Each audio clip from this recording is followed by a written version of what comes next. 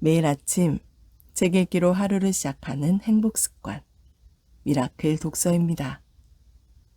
오늘 함께 읽어볼 책은 오케팅. 특별하지 않아도 누구나 5% 부자가 되는 전략. 오두환 지음 대한출판사에서 펴낸 책입니다. 이 오케팅이란 책은 한 번 읽은 적이 있었는데요. 그 목차 부분에서 더 읽고 싶은 부분이 있어서 오늘 또 펼치게 됐습니다. 오늘 함께 읽어볼 부분은 챕터 3, 무엇이든 되게 하는 오케팅, 챕터 4, 보물선 항해 오케팅 6편 15개. 이 오케팅 6편 15개 중에 가장 중요하다고 얘기해 주신 1편 정신, 이 정신편을 함께 읽어보도록 하겠습니다. 챕터 3, 무엇이든 되게 하는 오케팅. 3장은 특별히 독자분들께 드리는 당부의 말씀으로 진정성을 전달하기 위해 경어체로 서술하였습니다. 마케팅과 광고는 기업, 사업, 제품, 서비스, 사람 등 어디에 대입하더라도 매우 중요합니다. 그리고 마케팅은 사실 특별하거나 어려운 것이 아닙니다. 우리는 일상에서 무의식적으로 마케팅 기법을 사용하고 있습니다. 스스로 인식하지 못할 뿐입니다. 2명 이상 모인 곳에서는 이미 마케팅이 이루어지고 있습니다. 그만큼 생각보다 쉽게 마케팅에 접근할 수 있습니다. 이 책을 읽고 있는 여러분도 충분히 마케팅을 할 수 있습니다. 단, 제대로 알고 체계적으로 접근하는 것과 주먹구구식으로 대충 하는 것은 분명히 다릅니다. 저 역시 생계를 위해 무의식적으로 마케팅에 뛰어들었지만 이후 수많은 마케팅 관련 서적을 읽었습니다. 그 과정에서 알게 된 마케팅 기법들을 수없이 현실에 적용하고 그 결과를 분석해 왔습니다. 그리고 지금까지 마케팅과 광고 업계에 있으면서 제가 내린 결론은 마케팅이란 최소 1년 이상은 치열한 광고를 하지 않아도 될 정도로 확고한 위치를 굳히는 것이라는 것입니다. 마케팅은 상황과 대상에 따라 효과적인 전술을 구사하는 것입니다. 마케팅의 정답은 없습니다. 무조건 어떤 것을 정답이라고 말하는 사람은 지금 그 정답에만 갇혀 있는 사람입니다. 설령 지금까지 그것이 정답처럼 보였더라도 더 좋은 정답이 반드시 나타나게 되어 있습니다. 따라서 정답이 아니라 해법을 연구해야 합니다. 편한 정답은 없습니다. 우리는 해법을 연구함으로써 불가능해 보였던 하늘을 날고 손 안에서 영상을 보고 우주도 여행할 수 있게 되었습니다. 지금까지 사회, 문화, 과학 등 모든 분야는 이런 식으로 발전해 왔습니다. 그리고 마케팅에서도 정답이 아닌 해법을 얻기 위해 계속 연구함으로써 그 한계를 극복해 나가고 있습니다.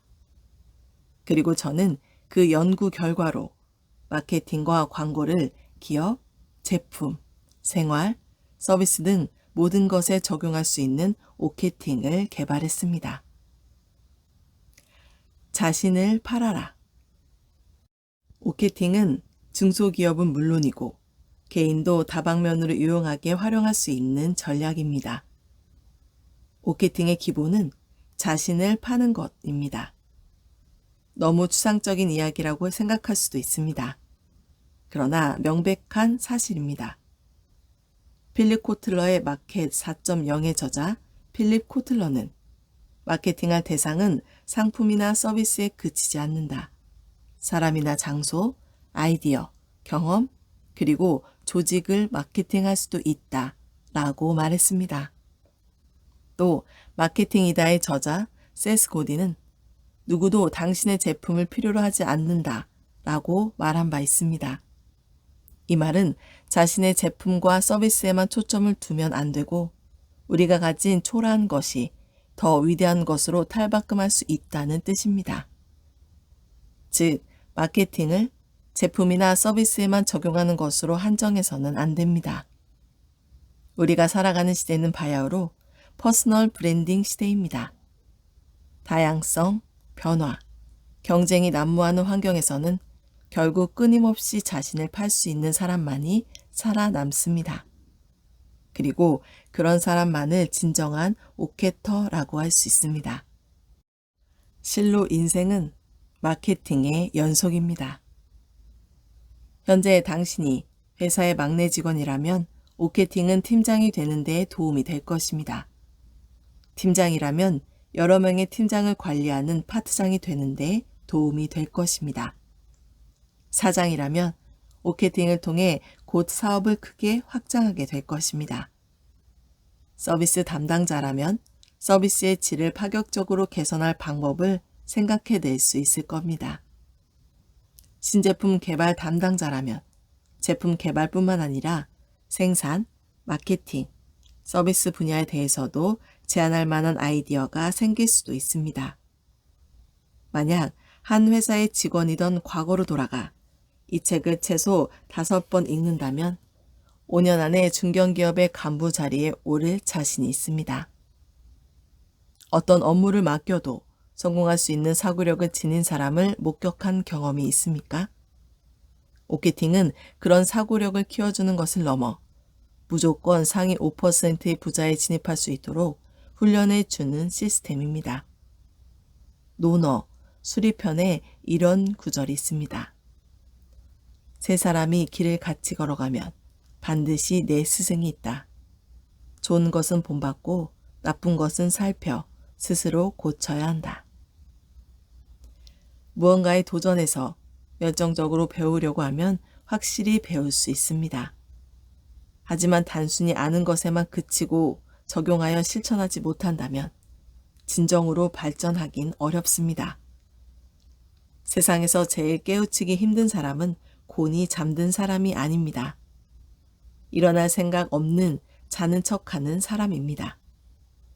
당신이 곤히 잠든 사람이었다면 반드시 오케팅으로 잠에서 깰 수 있을 것입니다.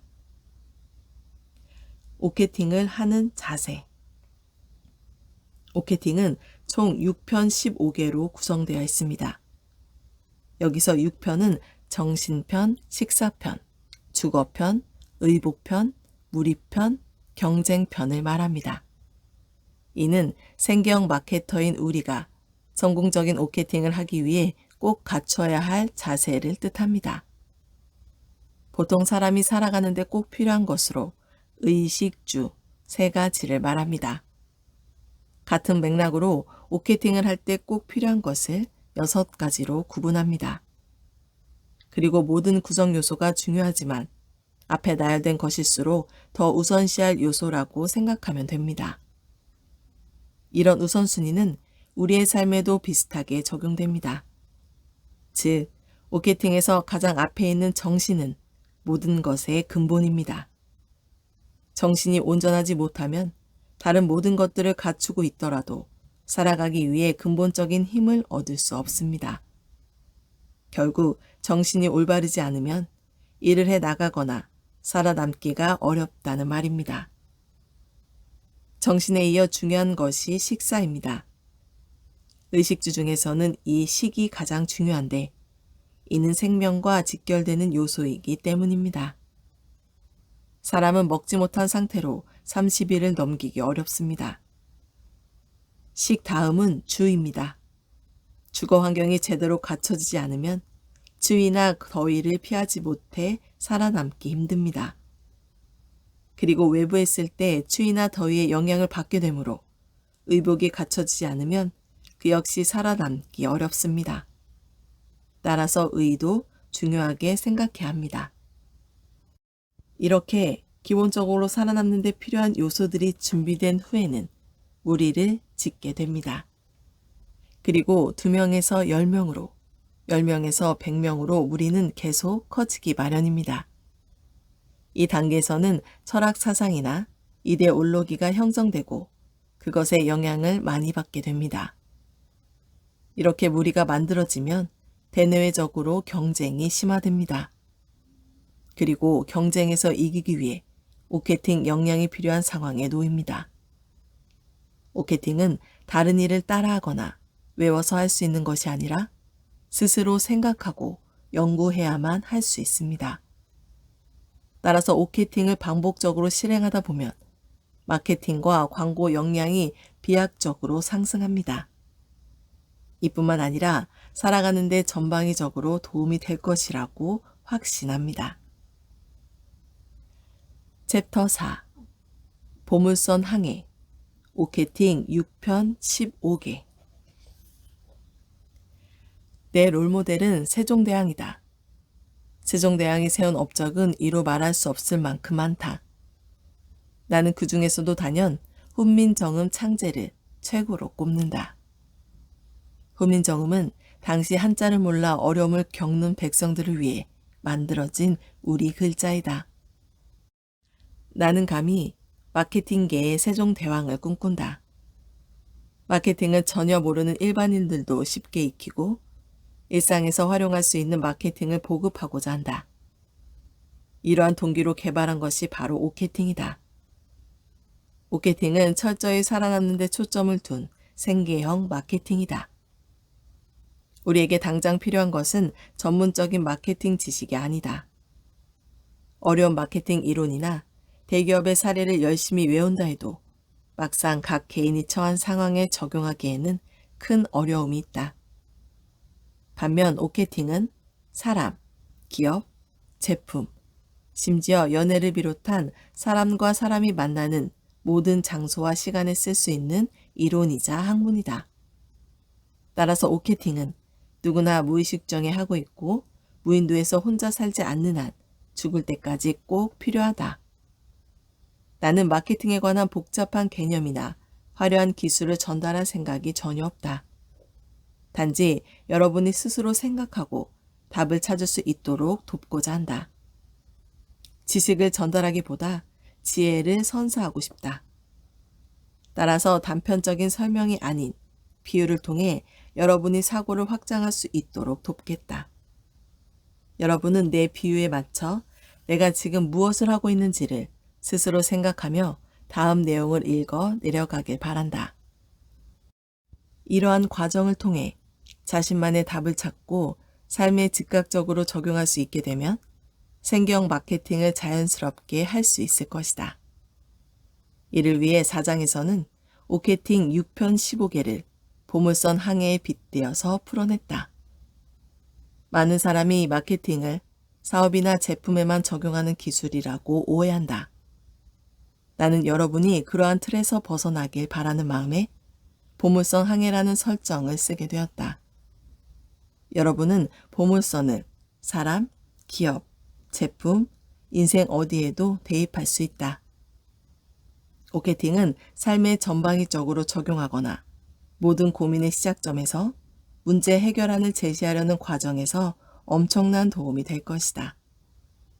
그러나 나를 믿고 오케팅 6편 15개의 순서와 시스템대로 실천해 준다면 내가 지금까지 많은 사람을 바꿔온 것처럼 여러분의 삶도 바뀔 수 있을 것이다. 지금보다 더 나은 180도 다른 삶을 살고 싶은가? 그렇다면 마음을 열고 진심으로 나와 대화해 주기를 바란다. 앞으로 이어지는 보물선 항해는 개인이 처한 상황마다 다른 해법을 제시해 주며 목적지로 향하는데 더 빠른 길을 안내해 줄 것이다. 그리고 속는 셈 치고 15개를 3개월만 반복적으로 실행해 보라. 사람, 사업, 제품, 서비스 등 어디에 대입해도 반드시 상위 5%가 될 수 있다. 1편 정신 1편 정신은 영일계 영혼과 영이계 보물로 구성되어 있다. 앞서 3장에서도 언급했듯이 6편 15개가 모두 중요하지만 그중 정신은 오케팅의 가장 근본이 되는 요소다. 정신이 올바르게 잡혀 있지 않으면 정상적인 항해가 불가능하기 때문이다. 우리는 모두 항해하고 있음에도 자신이 항해하고 있다는 사실조차 모르는 이들이 많다. 어디를 향해 나아가고 있으며 왜 항해하는지 알지 못한 채 그저 물 위를 떠다니는 것이다. 하지만 무엇이든 알고 하는 것과 모르고 하는 것에는 어마어마한 차이가 있다. 따라서 성공적인 항해를 위해서는 우선 동기와 목표를 명확하게 알아야 한다. 뿌리를 제대로 내린 나무만이 탐스러운 열매를 맺을 수 있다는 사실을 명심하자.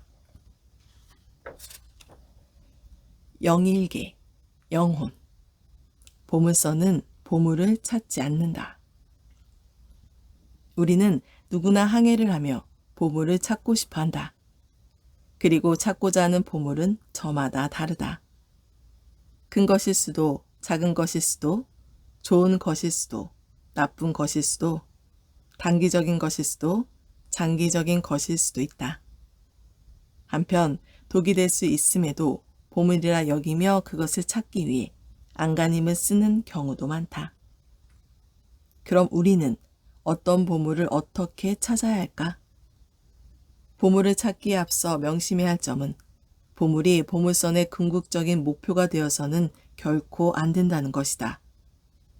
여러 가지 형태의 보물들은 보물선 항해 과정에서 찾게 되는 일부분으로 인식해야 한다. 만약 보물이 보물선의 최종 목표가 되면 보물을 찾게 됨과 동시에 항해의 동기와 목표를 잃게 된다.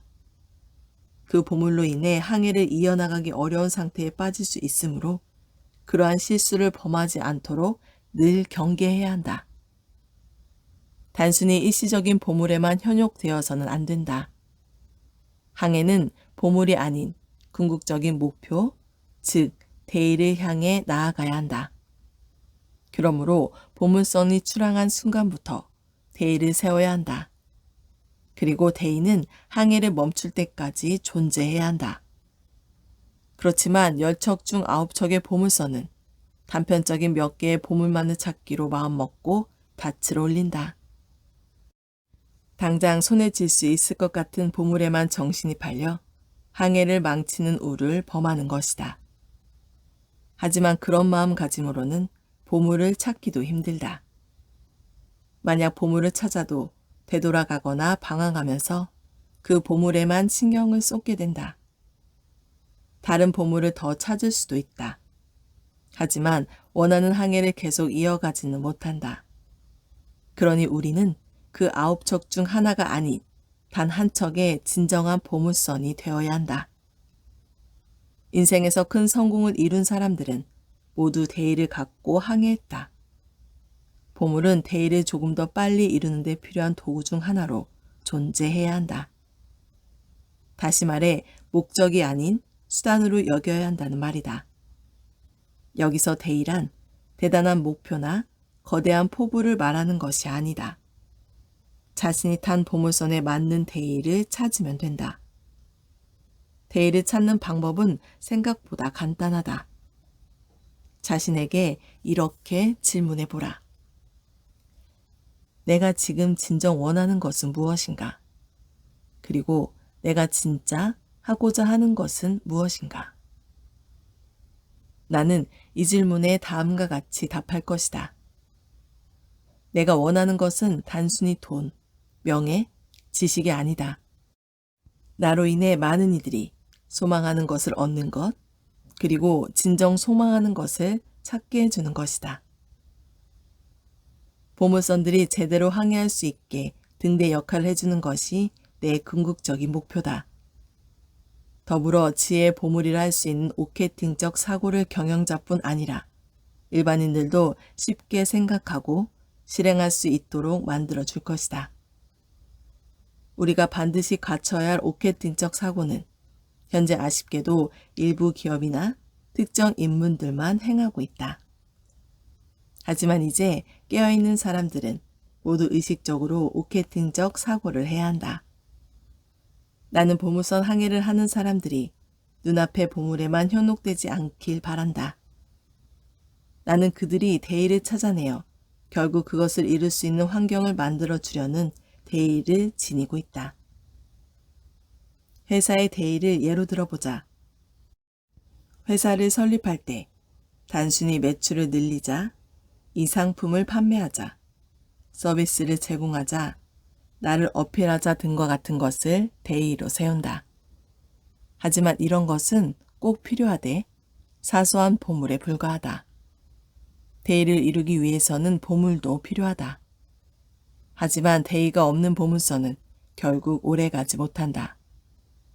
따라서 자신이 이루고자 하는 대의가 무엇인지 정확하게 세우고 늘 인지하고 있어야 한다. 우리 회사에도 대의가 있다. 그것은 단순히 돈을 많이 벌거나 대박 아이디어를 내거나 높은 사회적 위치나 명예를 얻는 것이 아니다. 우리와 함께하는 기업들이 함께 성장하는 게 궁극적인 대의다. 이를 위해 우리의 능력으로 기업에 최대한 많은 도움을 주려 한다. 그래서 늘 우리가 마케팅, 광고 부서가 되어주겠다.